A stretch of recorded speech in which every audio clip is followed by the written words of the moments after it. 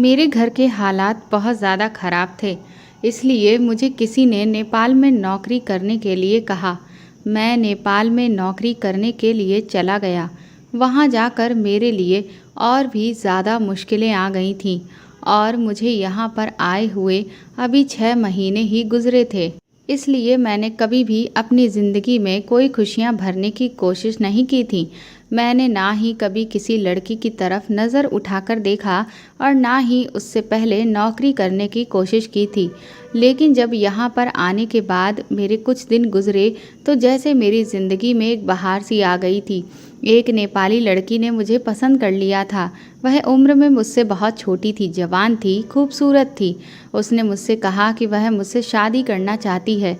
मैं जहाँ पर नौकरी करता था वह भी वहीं पर मेरे साथ नौकरी करती थी। मैं नेपाल की एक फैक्ट्री में प्रोडक्शन डिपार्टमेंट में काम किया करता था और वह भी वहीं पर मेरे साथ काम करती थी।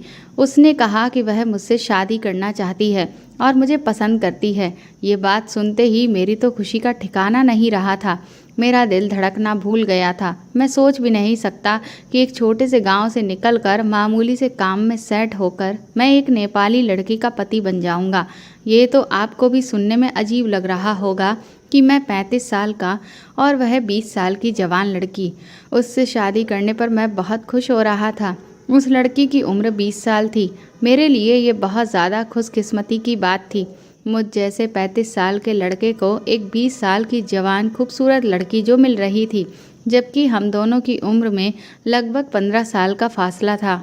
आखिर उसने मेरे अंदर ऐसी क्या खूबी देखी थी जो मुझे पसंद कर लिया था। मेरे लिए ये मेरी ज़िंदगी की सबसे बड़ी खुशखबरी थी, क्योंकि मुझे गांव में तो कोई रिश्ता नहीं दे रहा था, इसलिए कि लोगों का ये कहना था कि नमन वहाँ जाकर बहुत ज़्यादा बिजी हो गया है।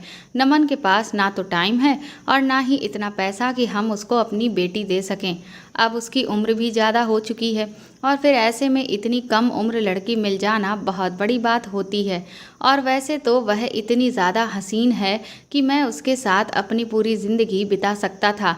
ये बात मैंने अपने माता पिता को बताई तो पहले वह खुश हो गए और खुशी से फूले नहीं समा रहे थे, मगर फिर मेरी माँ की आंखों में आंसू छलकने लगे।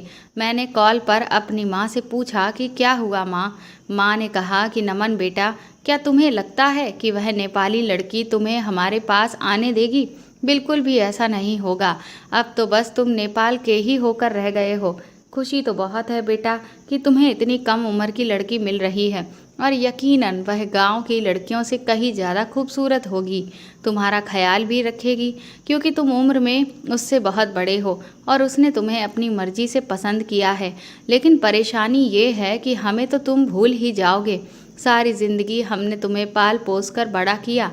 हमें तुमसे बहुत सारी उम्मीदें हैं और आखिर में तुम उस नेपाली लड़की के ही होकर रह जाओगे बस। माता पिता की किस्मत में आखिर में सिर्फ मायूसी के सिवाय कुछ नहीं बचता। बस मेरे बेटे, मेरे दिल का बोझ हल्का हो गया। अब कॉल बंद करती हूँ। माँ के रोने की आवाज़ मेरे कानों में गूंज रही थी। ये बात तो माँ ने बिल्कुल ठीक कही थी। जब मैं सुमन से शादी कर रहा था तो मुझे वाकई लोगों को भूलना ही पड़ता। मैं बहुत ज़्यादा परेशान हो गया था। मेरे दिल में ये ख्याल आया कि इंसान को रोज़गार किस किस तरह से परेशान कर देता है कि उसे अपनों का ही साथ छोड़ना पड़ता है। मुझे उन लड़कियों का दर्द बहुत महसूस हुआ जो अपने माता पिता को छोड़कर अपनी ससुराल की हो जाती हैं और फिर उन्हें वापस अपने ही घर आने के लिए किसी की परमिशन की ज़रूरत होती है। फिलहाल मैंने अपनी होने वाली नेपाली पत्नी सुमन से ये बात कही तो वह मेरे गले लग गई और मेरे गले लगकर कहने लगी, तुम ऐसी बातें क्यों कर रहे हो? क्या मुझे एहसास नहीं कि तुम एक इज्जतदार परिवार से ताल्लुक़ रखते हो और मैं कौन सा अलग हूँ? मेरे भी परिवार का यही उसूल है जो तुम्हारे परिवार का है। मुझे तो खुशी है कि तुम इतने जज्बाती हो रहे हो। इसका मतलब यही है कि तुम फ्यूचर में मुझे बेपनाह मोहब्बत करोगे, मुझसे इतना प्यार करोगे कि मैं सारी ज़िंदगी खुश रहूँगी। जाहिर सी बात है, जो लड़का अपने माता पिता की इज्जत करता है वही असल में असली मर्द होता है, जो अपनी पत्नी को भी मोहब्बत दे सकता हो जो उसे चाहिए होती है। मेरी पत्नी की इतनी नरम दिली को देखकर मैं बहुत खुश हुआ था। मैंने उससे पूछा, क्या तुम मेरे माता पिता के पास जाने की परमिशन दे रही हो? तुम्हें पता है ना कि तुमने मुझसे कहा था तुम शादी के बाद यहीं पर रहना चाहती हो। तो वह कहने लगी, अरे मेरे बेवकूफ़ पति, मैं तुमसे ये कहना चाह रही हूँ कि तुम अपने माता पिता को यहाँ नेपाल बुला लो। वैसे भी वह घर पर रहकर क्या करेंगे, तुम उनके इकलौते बेटे हो। अब वहाँ पर अकेले रह गए, तुम चाहो तो उन्हें यहाँ पर बुला सकते हो। तुम ही तो कहते हो कि तुम्हारे रिश्तेदार अच्छे नहीं हैं और ना ही उन लोगों का व्यवहार तुम्हारी फैमिली के साथ अच्छा है, तो फिर वहाँ पर अकेले रहकर तुम्हारे पेरेंट्स क्या करेंगे।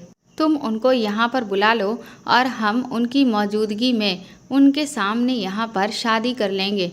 मेरी पत्नी सुमन के कहे हुए शब्द मुझे बहुत ही अच्छे लग रहे थे। मैंने अपने पेरेंट्स को ये गुड न्यूज़ सुना दी। मेरे पेरेंट्स के आने जाने का सारा खर्च सुमन ने ही उठाया था। वैसे भी उसके पास पैसों की कोई कमी नहीं थी, क्योंकि वह मुझसे पहले से ही फैक्ट्री में काम कर रही थी। 18 साल की थी तब से ही वह इस फैक्ट्री में काम कर रही थी और मुझे तो अभी फैक्ट्री में लगे हुए सिर्फ 6 महीने ही गुजरे थे, इसलिए मेरी सैलरी उससे कम थी। शायद सुमन को अपनी ज़िंदगी में ऐसा मर्द चाहिए था जो उसके साथ चलता हुआ अच्छा लगे। वैसे मेरी उम्र 35 साल थी, लेकिन मेरी हाइट हेल्थ कम थी, इसलिए मैं भी कम उम्र का ही लगता था। मैं कोई आदमी नहीं बल्कि कम उम्र का लड़का ही लगता था। बस गांव के लोगों की ही सोच ऐसी थी कि वह अपनी बेटी मुझे नहीं देना चाहते थे। खैर, अब तो मेरे पास एक ऐसी लड़की थी जो मुझे पसंद करती थी और मुझ पर मर मिटी थी। मैंने अपने पेरेंट्स को 1 हफ्ते के अंदर ही नेपाल बुला लिया था। ये सब देखकर तो हमारे रिश्तेदार भी हैरान रह गए थे कि नमन की किस्मत जाग गई है। उसने नेपाली लड़की से शादी करके अपने माता पिता को भी वहीं पर बुला लिया। मेरे पेरेंट्स जब यहाँ पर आए तो मेरी उनकी मौजूदगी में शादी हो गई। शादी वाले दिन मैं बहुत ज़्यादा खुश था। मुझे यकीन नहीं आ रहा था ये सब कुछ हकीकत में हो रहा है या फिर कोई सपना है। मेरी पत्नी ने मुझसे कहा कि वह मुझसे सिर्फ प्यार और इज्जत चाहती है। आज रात के 2 बज रहे थे और वह मेरे कमरे में मेरे सामने बैठी हुई थी। वह बहुत ज़्यादा खूबसूरत लग रही थी। वह किसी खूबसूरत गुड़िया की तरह लग रही थी। ऐसा लग रहा था जैसे कोई मासूम सी मूरत मेरे सामने बैठी हुई है। मैं भी बहुत स्मार्ट लग रहा था और कपड़े भी महंगे पहन रखे थे, लेकिन मैं था तो एक अनपढ़ ही। मेरे अनपढ़ होने का सबूत ये था कि मैंने अपनी पत्नी के लिए जो गिफ्ट लिया था उसको मैंने एक सिर्फ छोटी सी थैली में रख लिया था। ना ही उसको बॉक्स में रखा और ना ही उसको पैक करवाया, जबकि मेरे पास एक थैली में अलग से पैसे भी पड़े हुए थे जो मैं आज सुबह सुबह ही लेकर आया था। और ये भूल गया था कि मेरी पत्नी को तो चॉकलेट्स पसंद हैं। उसे तो चॉकलेट और टेडी बियर से प्यार है, जबकि मैं उसके लिए पैसे लेकर आया हूँ। पर मैंने एक छोटा सा आर्टिफिशियल सेट भी उसके लिए ले लिया था। वैसे भी हम जैसे लोगों की फितरत कहीं भी जाकर नहीं बदलती।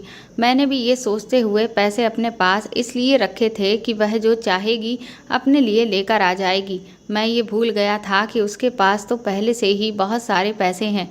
मेरी पत्नी के हाथ में पहले से एक छोटा सा बॉक्स मौजूद था। शायद वह भी मुझे कोई गिफ्ट देना चाहती थी।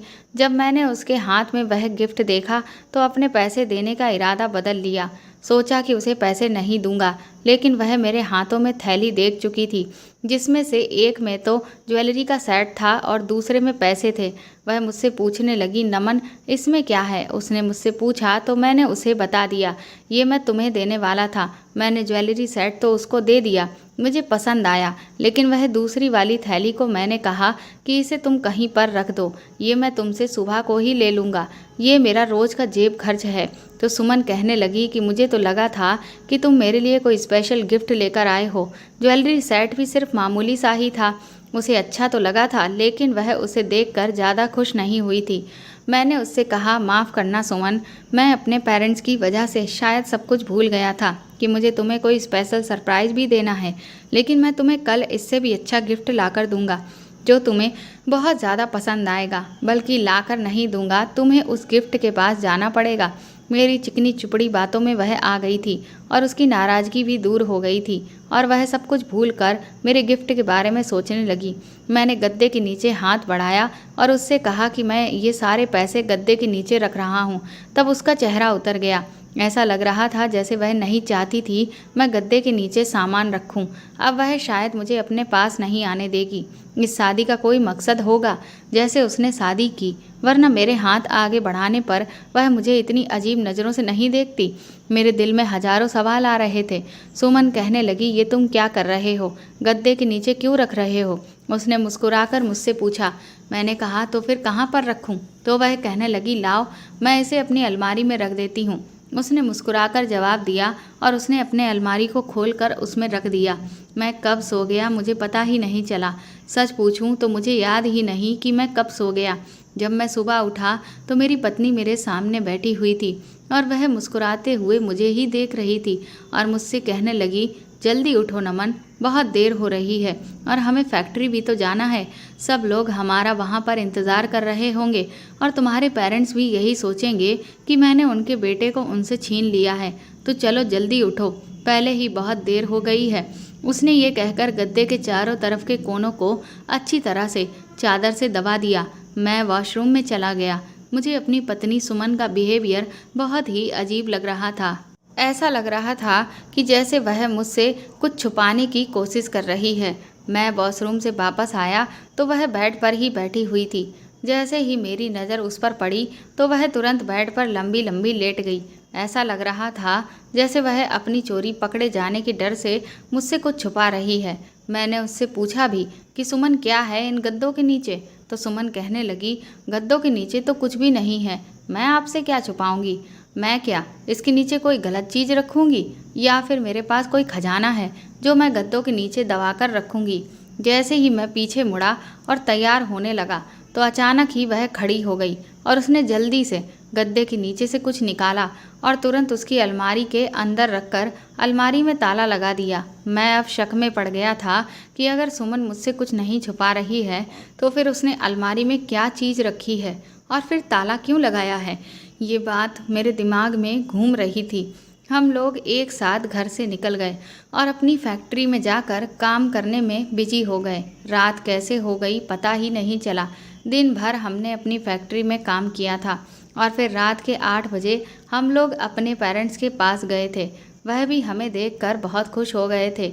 मेरी पत्नी ने अपने किसी जानने वाले से एक छोटा सा घर किराए पर ले लिया था जिसमें मेरे माता पिता ठहरे हुए थे, क्योंकि वह हमारे साथ उस घर में नहीं रह सकते थे जिस घर में हम रहते थे।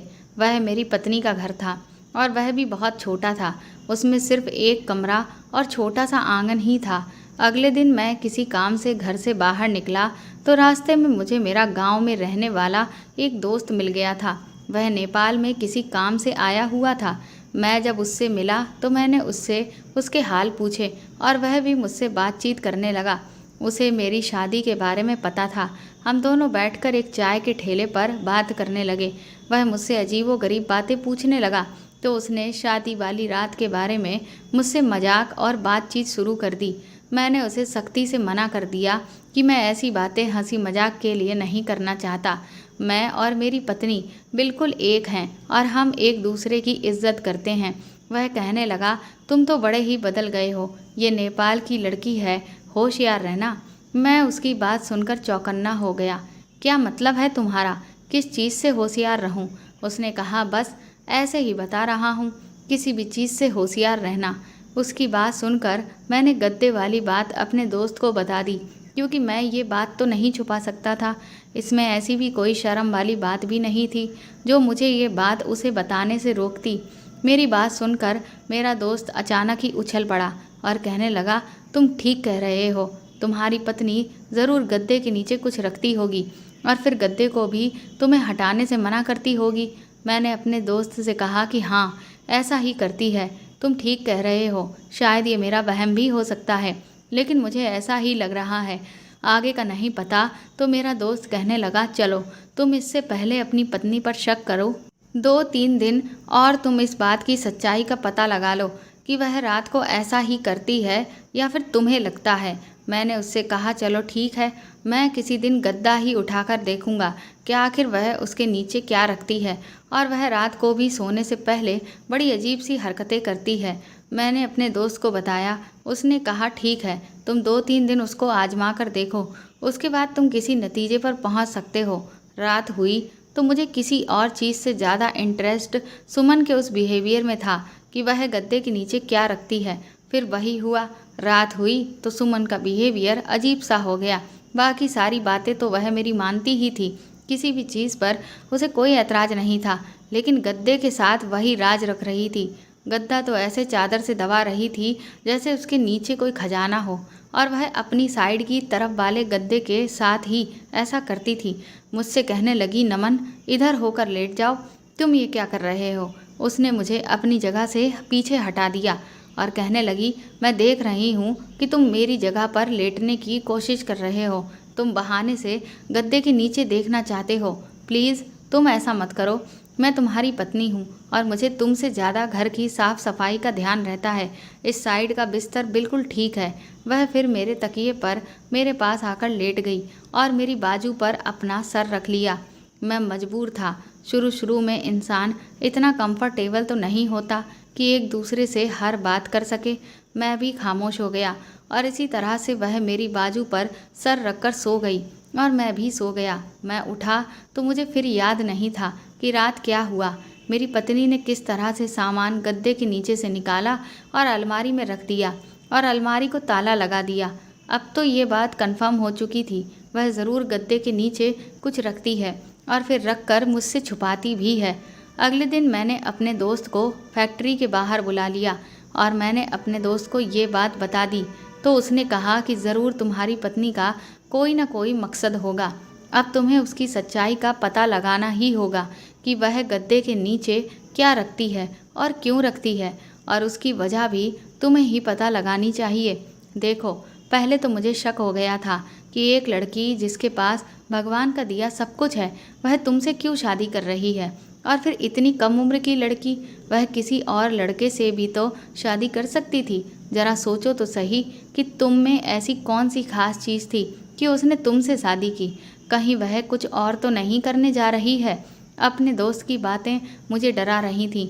मैंने उससे कहा, तुम्हारा क्या मतलब है कि वह क्या करेगी मेरे साथ, तुम ऐसा क्यों कह रहे हो। मेरा दोस्त मेरी बात सुनकर सोचने वाले अंदाज में कहने लगा, देखो नमन, मैं तुम्हें बेवजह के शक में नहीं डालना चाहता, लेकिन एक बात तो सच है जो मुझे नज़र आ रही है। तुम्हें खुद भी अजीब लगता है कि वह ज़रूर तुम्हारे बेड के गद्दे के नीचे सोने से पहले कुछ रखती है जिसे वह सुबह निकाल लेती है। अब ये तो तुम पर लागू होता है कि तुम उस चीज़ को किस तरह से ढूंढो, क्योंकि अगर फिर कोई बात हुई तो फिर तुम्हारा जिम्मेदार कौन होगा। अब तो तुम अपने माता पिता को भी यहाँ पर बुला चुके हो। ये सोचो कि ये लड़की 1 महीना पहले तुम्हारे लिए बिल्कुल अजनबी थी और आज तुम इस लड़की के साथ एक कमरे में रह रहे हो, खा रहे हो, पी रहे हो और उसके साथ घूम रहे हो, अपने होश खो रहे हो। क्या पता वह लड़की कौन है और तुम्हारे साथ क्या करना चाह रही हो। तुम होश में आओ। इतना ज़्यादा किसी पर भरोसा एकदम नहीं करना चाहिए, और तुम्हारे सर पर तुम्हारे पेरेंट्स की भी तो जिम्मेदारी है। तुम अकेले तो नहीं हो। मेरे दोस्त ने मुझे अच्छे खासे शक में डाल दिया था। आज मैंने सोचा कि मैं एक पति होने के नाते अपने इस रिश्ते का इस्तेमाल करूँगा और ज़बरदस्ती घर जाकर गद्दे को उठाकर देखूँगा कि वह उसके नीचे क्या रखती है, क्योंकि ऐसा तो हो ही नहीं सकता कि वह मुझे हर एक बात के लिए रोज़ मना कर दे और मैं उसके कहने पर रुकता ही चला जाऊं। पति पत्नी के बीच तो कोई राज नहीं होना चाहिए। आज मैंने अपने दिल में इरादा कर लिया कि मैं घर जाते ही गद्दा उठाकर ज़रूर देखूंगा। जब मैंने पीछे पलटकर देखा तो मेरी जान ही निकल गई। मैंने देखा कि मेरी पत्नी वहीं पर मेरे पीछे ही खड़ी हुई सब कुछ सुन रही थी। मुझे उसे देखकर बहुत शर्मिंदगी महसूस हो रही थी कि मुझसे कितनी बड़ी गलती हो गई। वह मेरे बारे में क्या सोच रही होगी। मैं दिल ही दिल में पछता रहा था। मेरी पत्नी मेरा सारा प्लान जान चुकी थी। अब मैं अपनी पत्नी से ये भी नहीं कह सकता था कि तुम गद्दे के नीचे क्या रखती हो। अगर ऐसा करता तो मैं बहुत ही गिरा हुआ इंसान लगता। जैसे उसके चेहरे के एक्सप्रेशन थे, उससे तो ऐसा ही लगता था जैसे मेरी पत्नी को इस बात पर बहुत गुस्सा आया है और उसे मुझ पर अफसोस हो रहा है कि मैं कितना बेगैरत इंसान हूँ जो अपने दोस्त से अपनी पत्नी की बुराई कर रहा था। मेरे दोस्त को भी अंदाज़ा हो गया था कि मैं अपनी पत्नी के सामने शर्मिंदा हो रहा हूँ। मेरे दोस्त ने कहा, तुम भी कितने पागल इंसान हो। अगर उसे पता चल भी गया है कि तुम मुझसे ये बात कर रहे हो तो तुम्हें उस पर भरोसा करना चाहिए बजाय परेशान होने के। तुम एक काम करना, घर जाते ही गद्दा बेड से हटाकर देखना और कहना कि मुझे बस यही जानना था कि गद्दे के नीचे क्या है। अब तुम अगर इस बात पर डरने लगोगे तो वह तुम्हारे लिए और मुश्किल हो जाएगा, क्योंकि औरत के सामने तुम जितना दब कर रहोगे वह तुम्हें उतना ही दबाती चली जाएगी। मेरे दोस्त की बात भी सही थी। अब मैं इसी एहसान में दबा हुआ था कि वह नेपाली है, उसने मुझसे शादी कर ली, मेरे माता पिता को भी यहाँ पर बुला लिया। अगर मैं बराबरी करता तो उसने मुझ पर कोई एहसान नहीं किया था। अगर वह नेपाल से थी और अमीर परिवार से थी, लेकिन शादी तो उसने मुझसे पसंद की ही की थी। ऐसा तो नहीं है कि मैंने उसे पसंद के लिए मजबूर किया हो, शादी के लिए उससे कोई ज़बरदस्ती की हो। मैं ज़बरदस्ती करके भी कहाँ जा सकता था, क्योंकि मेरी इतनी औकात नहीं थी। पर अगर वह मुझे पति के तौर पर एक्सेप्ट कर चुकी थी तो अब उसे मुझसे कोई भी बात छुपानी नहीं चाहिए थी। मेरे दोस्त ने जब ये सारी बातें मुझे समझाईं तो मैं तसल्लीमंद हो गया। मैंने सोच लिया कि अब मैं उससे साफ साफ बात करूँगा। मेरा दोस्त वहाँ से चला गया और मैं फैक्ट्री के अंदर चला गया। शाम को जब हम दोनों पति पत्नी घर आए तो मेरे अंदाज कुछ बदले हुए थे। मेरी पत्नी ने मुझे देखा तो कुछ भी नहीं बोली। थोड़ी देर के बाद कहने लगी, क्या हुआ, आप कुछ परेशान लग रहे हो। मैं घबरा गया। मैंने कहा, मैं परेशान तो नहीं हूँ, लेकिन हैरान ज़रूर हूँ और यही पूछना चाहता हूँ कि तुम गद्दे के नीचे क्या रखती हो। तो वह कहने लगी, मैंने सब कुछ सुन लिया है, आपने अपने दोस्त से जो भी कहा। अपनी पत्नी की बात सुनकर मैं शर्मिंदा होने के बजाय अपनी बात पर ही डट गया। मैंने कहा, हाँ, तुमने सही सुना है। आखिर इसमें बुराई ही क्या है। तुम मुझे खुद बता दो कि तुम गद्दे के नीचे क्या रखती हो। इस कमरे में जो कुछ भी है, क्या उस पर मेरा हक नहीं है। मेरी पत्नी हंसकर कहने लगी, अरे तुम्हें किसने कहा कि तुम गद्दे के नीचे ना देखो। मैं तो बेवजह ही तुमसे छुपा रही थी, क्योंकि मुझे अच्छा नहीं लगता ना ऐसी बातें करना। और तुम खुद देख लो कि गद्दे के नीचे क्या है। मेरी पत्नी ने एकदम ही गद्दे का बिस्तर हटाया और उसके बाद गद्दा भी हटाकर ज़मीन पर रख दिया। बेड पूरी तरह से खाली पड़ा हुआ था। सच में इसके नीचे तो कुछ भी नहीं था। मैंने अपनी पत्नी से कहा, हाँ, मगर तुम रात को ज़रूर कुछ रखती हो, झूठ मत बोलो।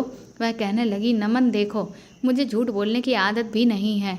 मैं अगर गद्दे के नीचे कुछ रखूँगी तो तुम्हें क्यों नहीं बताऊँगी। चलो, अगर तुम्हें मुझ पर यकीन नहीं आता तो अगली बार जब मैं रखूँगी तो तुम खुद ही देख लेना और इसी टाइम मुझसे पूछ भी लेना कि मैं क्या रखती हूँ और क्यों रखती हूँ। मैंने कहा, चलो अच्छा है, ये भी सही है। उम्मीद है कि अब तुम मुझसे कुछ छुपाओगी नहीं। पर उस दिन और उस दिन के कुछ दिन के बाद तक हमारी शादी का 1 महीना गुजर गया था, पर मुझे कमरे में आते ही नींद आ जाती थी। इतनी तेज़ नींद आती थी कि जब मेरी आँख खुलती तो सुबह हो जाती है और मैं यही सोचता रह जाता कि आखिर मेरी रात कब और कैसे गुजरी। मुझे तो ये भी नहीं याद कि नींद कैसे आई। मुझे तो ये भी याद नहीं कि जब मैं घर पर आया तो मैंने रात का खाना कब खाया और मैंने क्या खाया था। अब मुझे परेशानी होने लगी थी। मैं किसी तौर पर भी अपने साथ ऐसा बिहेवियर बर्दाश्त नहीं कर सकता था। मुझे पता लगाना ही था कि कमरे में आते ही मुझ पर नींद क्यों सवार हो जाती है।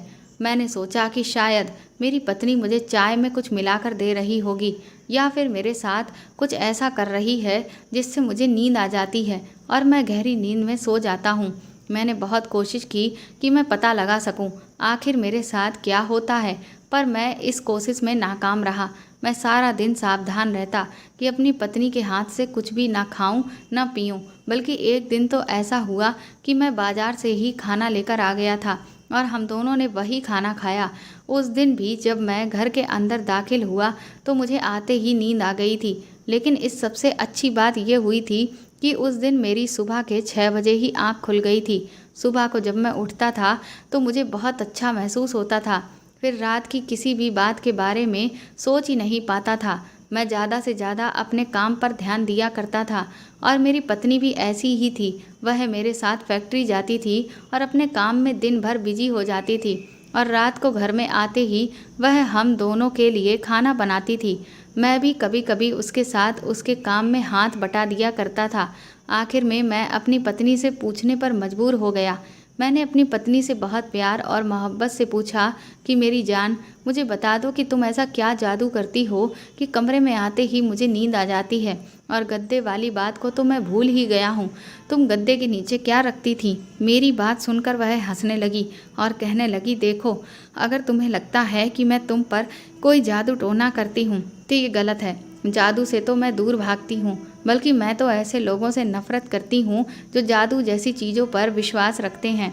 हाँ, पर एक जादू मैंने तुम पर ज़रूर किया है। मैंने घबराते हुए अपनी पत्नी से पूछा कि क्या, क्योंकि मुझे तो कुछ दिनों से ऐसा ही लग रहा था कि मैं किसी जादू टोने के असर में आ गया हूँ। देखो, तुम दूसरे शहर के लोगों को गलत आदतें होती हैं, रोज़ रात को देर से घर वापस आते हो, जबकि हमारे शहर में ऐसा नहीं होता। यहाँ के सारे मर्द जल्दी ही घर में आ जाते हैं और अपने परिवार के साथ ही सो जाते हैं। यहाँ के मर्द रातों को देर तक दोस्तों के साथ भी नहीं बैठते, बल्कि रात देर तक घर से बाहर भी नहीं निकलते, और औरतें भी घर से बाहर नहीं निकलती, जबकि बच्चों पर भी पाबंदी लगाई जाती है। सब लोग रात को 8 बजे तक ही सो जाते हैं और सुबह को 6 बजे तक उठ जाते हैं। दरअसल मैंने सुना है दूसरे शहर के लड़के और आदमी रात के 1 या 2 बजे ही घर में घुसते हैं, लेकिन यहाँ पर ऐसा कुछ भी नहीं है। हमारे यहाँ का तरीका बहुत अलग है। आप भी यहाँ पर अपने तरीके से ही चल रहे थे। जब हम दोनों फैक्ट्री से आते थे तो आप खाना खाने के बाद यहाँ से चले जाते थे और मैं घर में अकेली हो जाती थी और आपका इंतज़ार करती रहती थी। मुझे आपका ये तरीका बिल्कुल भी पसंद नहीं आया था। मेरी बात पर नाराज़ मत होना, लेकिन बात यही है कि आपका तरीका बहुत गलत था। आपको रात को घर में होना चाहिए और अपनी पत्नी का ख्याल रखना चाहिए। वैसे तो आप मेरे साथ घर के कामों में भी हाथ बटाते हैं, लेकिन आपको बाहर जाने की ज़्यादा फिक्र लगी रहती थी। मैंने सोचा कि अगर मैं आपसे लड़ाई झगड़ा करूंगी, आपको बदलने की कोशिश करूंगी, तो शायद आप मुझसे नाराज़ हो जाएंगे, मुझसे लड़ाई झगड़ा करोगे। मैं आपको शादी के बाद से ही बदलने की कोशिश कर रही हूँ, लेकिन सच बताइए कि आपको अच्छा नहीं लगता कि आप घर में रहकर अपनी पत्नी का ख्याल रखें? ऐसा भी तो हो सकता है कि आपकी गैर मौजूदगी में घर में कोई घुस आए, या फिर कोई ऐसा इंसान जो आपकी पत्नी को नुकसान पहुंचा दे, तो क्या आपको अच्छा लगेगा? उसने नज़र चुराते हुए कहा, तो बस ये सब कुछ मैं इसीलिए ही कर रही थी। मेरी तो सिर्फ ये कोशिश थी कि आप रात को जल्दी घर में आ जाओ और जल्दी ही सो जाया करो। इस शहर में क्राइम बहुत ज़्यादा है। मैं नहीं चाहती कि मेरा पति भी किसी गलत काम में पड़ जाए या फिर लोग उसे मुश्किल में डाल दें। हम लोग मामूली से लोग हैं। अगर हमें अपनी ज़िंदगी आसानी से जीनी है तो हमें अपने तौर तरीके बदलने पड़ेंगे, और मैं यही कर रही थी। आपके साथ आपके तौर तरीकों को बदल रही थी। आपके गांव में ऐसा होता होगा कि आप रात को देर से घर वापस आते होंगे, लेकिन यहाँ पर ऐसा कुछ नहीं है। यहाँ रात हो जाने के बाद कोई बच्चा भी घर से बाहर नहीं निकलता। तभी तो यहाँ पर हर कोई इंसान सुबह जल्दी उठकर अपने काम में लग जाता है और शाम को जल्दी फ्री होकर अपनी फैमिली के साथ टाइम स्पेंड करता है और फिर सो जाता है। और रही बात आपकी नींद की, तो मैं एक अलग तरह की कॉइल लगाती हूँ जिससे मच्छर तो भागते ही हैं, साथ ही साथ उसकी खुशबू से हम दोनों को नींद भी आ जाती है। और रही बात गद्दे के बिस्तर के नीचे में क्या रखती हूँ, मैं वहाँ पर एक डिब्बी में एक लेप रखती हूँ। रोज़ रात को लेप से खास जगह पर मालिश करती हूँ, क्योंकि सारा दिन फैक्ट्री में काम करके मेरी क्षमता जवाब दे जाती है और उसकी वजह से बहुत ज़्यादा स्ट्रेस हो जाता है, जिससे कई बार महिलाओं को कुछ ऐसी दिक्कतें आ जाती हैं जिससे उनका शादीशुदा जीवन उतना बेहतर नहीं चल पाता। लेकिन मैं ऐसा नहीं चाहती थी, इसीलिए मैं एक प्रसिद्ध वैद्य से ये लेप लाई थी और इसका नियमित रूप से प्रयोग कर रही थी ताकि मैं आपको हर खुशी दे पाऊँ। लेकिन क्योंकि अभी मैं आपसे इतना घुली मिली नहीं हूँ कि इस तरह की कोई बात मैं आपसे शेयर कर सकूँ, इसलिए मैं इसे छुपाकर इस्तेमाल कर रही थी। मुझे ये भी डर था कि कहीं आप ये ना समझ लें कि मुझ में कोई कमजोरी है। अब भी अगर आपको ये लगता है कि आपके सोने के बाद मैं कहीं जाती हूँ या किसी से मिलती हूँ, कोई और काम करती हूँ, तो ऐसा बिल्कुल भी नहीं है। मैं तो रात को इस टाइम सो जाती हूँ। कमरे में होने वाली कॉइल की वजह से आपको भी घर आते ही नींद आने लगती है और यही खास बात है। मैंने ये सब कुछ जानबूझकर किया था कि हम दोनों की ज़िंदगी में आसानी हो। और देखो, छोटी मोटी बात पर शक मत किया करो। अगर तुम मुझसे पूछ लेते तो मैं तुम्हें साफ साफ बता देती, लेकिन तुमने सबसे पहले ये बात अपने दोस्त को बताई, उसके बाद मुझसे सवाल किया। अपनी पत्नी की बात सुनकर मैं शर्मिंदा हो गया था। सच में हम कभी कभी ऐसा ही करते हैं, छोटी से छोटी बात को दिल पर सवार कर लेते हैं और फिर इसी के बारे में सोचते सोचते एक छोटी सी बात का इशू बन जाता है और ये मुद्दा हमारे रिश्ते की सारी खूबसूरती को छुपा लेता है। मैं आप सब लोगों से यही कहना चाहूँगा कि अगर आपको किसी पर भी थोड़ा सा भी शक हो तो आप उसके सामने बैठकर बात को क्लियर कर लें। कभी भी अपनी पत्नी पर या अपने पति पर शक ना किया करें, वरना आपकी हंसती मुस्कुराती ज़िंदगी तबाह और बर्बाद हो जाएगी। शक ऐसी चीज़ है जो लोगों के घर क्या सारी ज़िंदगी को ही उजाड़ देता है। भगवान का शुक्र है कि मेरी पत्नी समझदार थी और उसने मुझे समझाने के लिए एक नया तरीका अपनाया।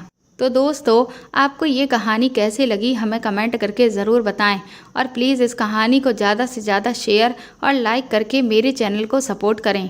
साथ ही अगर आप चाहें तो मुझे सुपर थैंक्स भी खरीद कर दे सकते हैं। सुपर थैंक्स का ऑप्शन आपको इस वीडियो के नीचे दिए हुए सभी ऑप्शंस में दिख जाएगा, जो कि हार्ट शेप में बने हुए डॉलर के साइन के तौर पर है। और अगर आप मेरे चैनल पर नए हैं तो सब्सक्राइब करके बेल आइकन को ज़रूर दबा दीजिएगा, ताकि आगे भी मैं आपको ऐसी ही अच्छी कहानियाँ सुनाती रहूँ। Thank you.